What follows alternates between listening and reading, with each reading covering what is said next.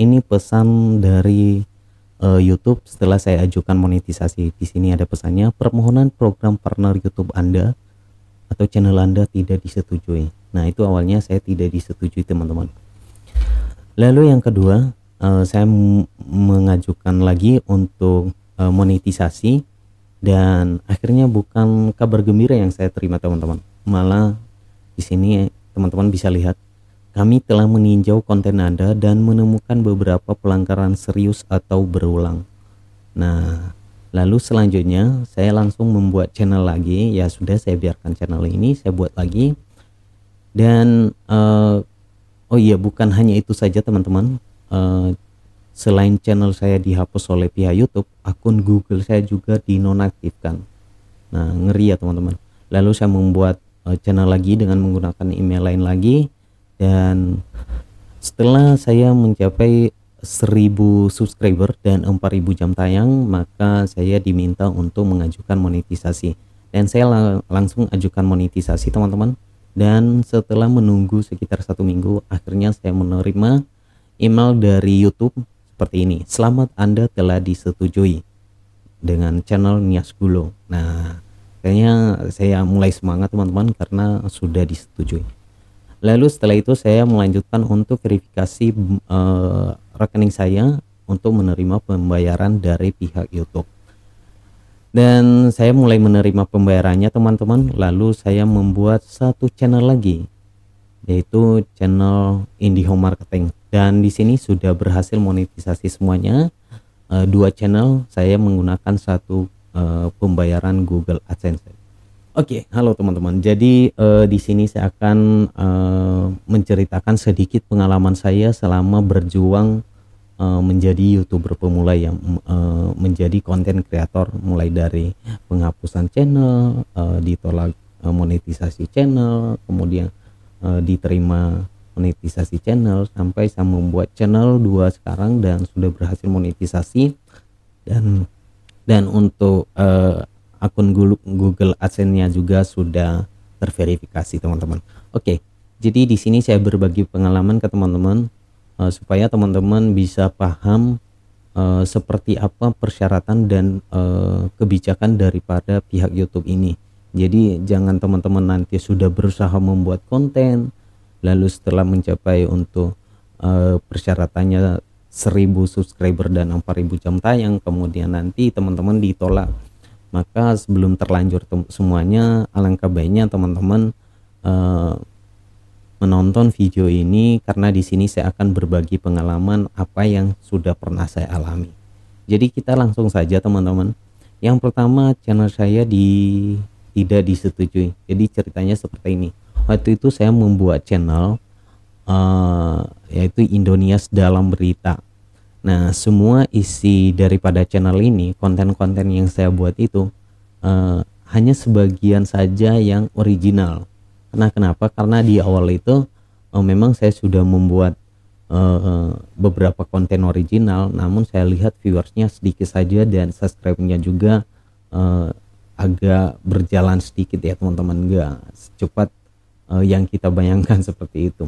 Untuk jam tayangnya juga ya tidak terlalu signifikan. Maka setelah saya melihat dari beberapa channel teman-teman yang lain yang membagikan beberapa pengalamannya di YouTube, maka saya ikutin. Misalkan dia ngambil konten orang lain tapi akhirnya berhasil monetisasi, lalu saya ikuti seperti itu, teman-teman. Saya ngambil konten-konten orang lain yang lagi viral, yang lagi hangat. Nah, saya coba, memang dalam beberapa hari memang viewersnya cepat naik, teman-teman. Subscribernya juga cepat naik, jam tayangnya cepat naik, bahkan puluhan ribu yang nonton, teman-teman. Dan hanya dalam jangka 1 bulan saja itu udah mencapai 1000 subscriber dan 4000 jam tayang.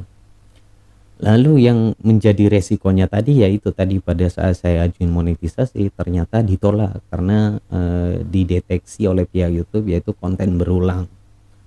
Nah, memang sih bisa saja, namun ada cara-cara yang harus kita lakukan untuk mengambil konten orang lain, dan mungkin nanti saya akan menjelaskan ke teman-teman semua.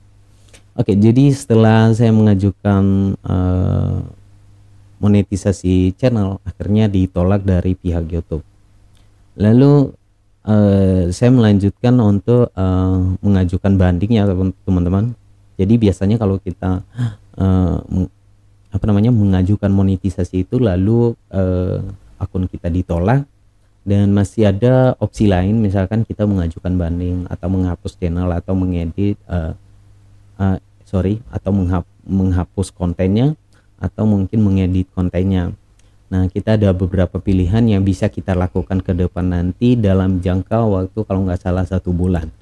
Nah, lalu waktu itu saya mencoba menghapus beberapa konten yang saya rasa itu konten orang lain.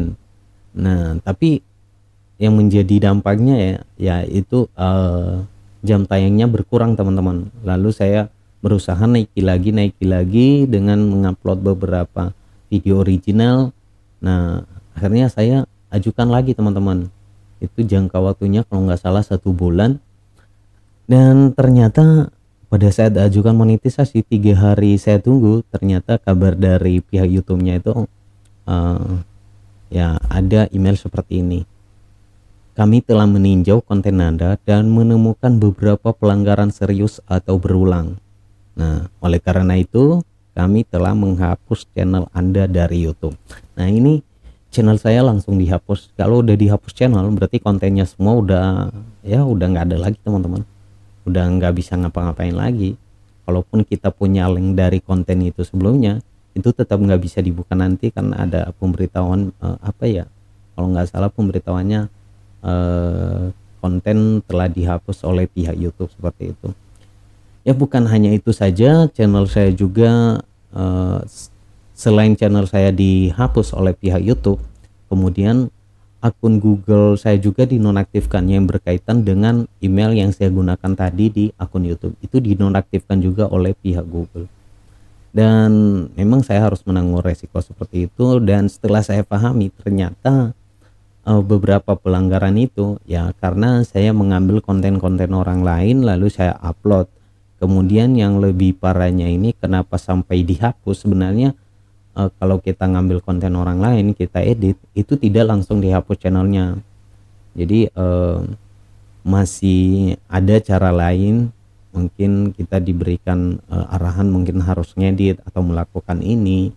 Tapi kenapa sampai channel saya ini dihapus, itu dikarenakan konten-konten yang saya upload ini karena waktu itu saya mencari konten-konten orang lain yang lagi viral.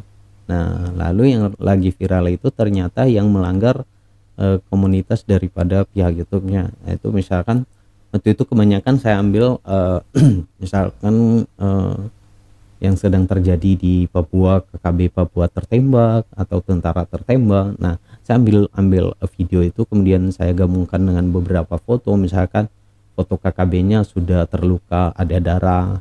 Nah, itu salah satu pelanggaran serius teman-teman. Kemudian saya juga pernah mengupload mayat tanpa disensor. Nah, itu termasuk juga. Kemudian saya juga pernah mengupload video kecelakaan lalu lintas. Nah, itu termasuk pelanggaran juga. Makanya setelah dicek oleh pihak YouTube-nya ternyata pelanggarannya berat, maka channel saya akan dihapus. Jadi akhirnya channel saya dihapus. Lalu saya membuat konten lagi, saya tidak patah semangat teman-teman. Dan akhirnya saya membuat konten lagi, dan konten ini semuanya original. Itu saya bikin sendiri, dan memang ada beberapa konten orang lain, tapi saya ngeditnya ada cara saya yang ngeditnya supaya tidak kena copyright. Dan nanti mungkin saya akan jelaskan ke depan ke teman-teman ya. Oke, di sini setelah berhasil 1000 subscriber dan 4000 jam tayang, lalu saya ajukan monetisasi. Dan saya hanya menunggu beberapa hari saja teman-teman. Enggak lama ya, paling itu nggak nyampe sebulan akhirnya saya mendapat email dari pihak YouTube-nya bahwa akun saya sudah berhasil monetisasi, sudah diterima bergabung di partner YouTube. Jadi seperti yang teman-teman bisa lihat di sini, selamat, Anda telah disetujui untuk bergabung dalam program partner YouTube. Nah, Jadi banyak sekali dari teman-teman juga yang mungkin sudah mengajukan monetisasi dan lama sekali untuk menunggu hasilnya. Nah, kalau punya saya kenapa cepat ada respon dari pihak YouTube-nya? Ya karena saya uploadnya video original semua. Walaupun ada beberapa konten orang lain, tapi saya sudah ngeditnya, lalu saya memberikan beberapa perubahan sesuai dengan kebijakan YouTube. Jadi waktu itu saya mulai mempelajari beberapa kebijakan YouTube-nya dan akhirnya saya ngikutin, dan ya hasilnya disetujui untuk bergabung di partner YouTube. Dan akhirnya setelah itu saya diminta untuk mengajukan untuk pengiriman kode PIN dari Google AdSense. Dan setelah saya terima semuanya, mulai dari suratnya, saya verifikasi PIN-nya, kalau nggak salah nunggunya itu waktu itu nggak sampai 1 bulan teman-teman. Dan akhirnya rekening saya terverifikasi, dan setelah terverifikasi saya mulai menerima pembayaran dari YouTube. Jadi selain itu juga karena memang saya sudah ngerti ya, udah paham di channel yang pertama apa saja yang menjadi pelanggaran dan apa saja yang dibolehin oleh YouTube, maka saya membuat channel lagi, yaitu IndiHome Marketing, dan hanya dalam jangka waktu 1 bulan itu berhasil tembus 1000 subscriber dan 4000 jam tayang. Lalu saya ajukan monetisasi dan akhirnya berhasil monetisasi juga teman-teman. Lalu saya gabungkan tadi channel yang pertama dengan channel IndiHome Marketing ini yang terakhir, saya gabungkan menjadi satu akun Google AdSense, dan untuk pembayarannya digabungkan teman-teman. Nah, jadi intinya di sini untuk teman-teman YouTuber pemula yang perlu dipahami adalah konten-konten yang teman-teman upload di YouTube. Jadi jangan sampai melanggar ketentuan daripada pihak YouTube. Misalkan tadi seperti pengalaman saya ngambil konten orang lain, lalu saya melakukan perubahan sedikit, saya upload, akhirnya ditolak. Walaupun di saat kita karena biasanya, jadi misalkan nih teman-teman, YouTube Studio teman-teman yang belum monetisasi dengan yang sudah monetisasi itu beda banget. Jadi misalkan di bagian konten itu teman-teman hanya bisa melihat ya, misalkan nama kontennya, kemudian untuk publishnya apakah pribadi, tidak publish, atau mungkin public. Nah, kemudian di sampingnya ada pembatasan, tidak ada, biasanya itu tidak ada. Nah, jangan menjadi patokan bagi teman-teman YouTuber pemula bahwa dengan melihat nanti misalkan di kontennya tidak ada pembatasan, nah jangan teman-teman merasa bahwa itu sudah aman. Tidak teman-teman, karena nanti akan dicek manual oleh pihak YouTube sendiri. Jadi teman-teman harus memahami betul-betul konten yang diupload teman-teman itu. Saya sarankan sih untuk teman-teman YouTuber pemula, ya usahakan videonya video original, lalu nanti targetin untuk kata kuncinya. Tujuannya supaya aman teman-teman. Jadi lebih bagus juga, lebih aman videonya original, dan untuk ajuin monetisasinya juga nanti pasti akan diterima. Nah, jika misalkan di sini teman-teman di bagian YouTube Studio, misalkan teman-teman masuk ke bagian konten, kemudian jika teman-teman belum monetisasi channelnya, maka tidak terlihat seperti di sini ada monetisasi. Paling yang terlihatnya pembatasan, kemudian tanggalnya, penayangan, komentar, dan suka atau tidak.